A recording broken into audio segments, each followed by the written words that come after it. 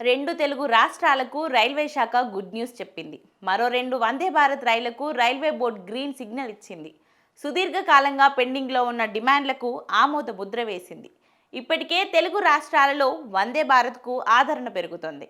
దీంతో కొత్తగా మరో రెండు వందే భారత్ రైళ్లకు ఆమోదం లభించింది. దీపావళి నుంచి ఈ రైళ్లు పట్టాలెక్కనున్నాయి.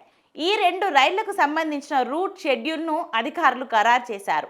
నాంపల్లి పూణే, చర్లపల్లి నాందేడ్ మధ్య ఈ కొత్త రైళ్లు నడుస్తాయి.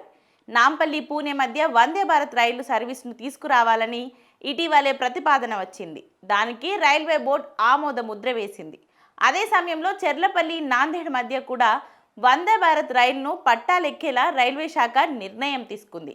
హైదరాబాద్ నుండి ఇప్పటికే 5 వందే భారత్ రైళ్లు నడుస్తుండగా ఇప్పుడు మరో 2 చేరుతుండడంతో ఆ సంఖ్య 7కు చేరుతుంది. ప్రస్తుతం హైదరాబాద్ నుంచి 600 కిలోమీటర్ల దూరంలో ఉన్న ప్రాంతాలకే ఈ రైళ్ల సర్వీసులు కొనసాగుతున్నాయి. కొత్తగా మంజూరైన హైదరాబాద్ నాందేడ్ సర్వీస్ మధ్య 281 కిలోమీటర్ల దూరం మాత్రమే ఉంటుంది.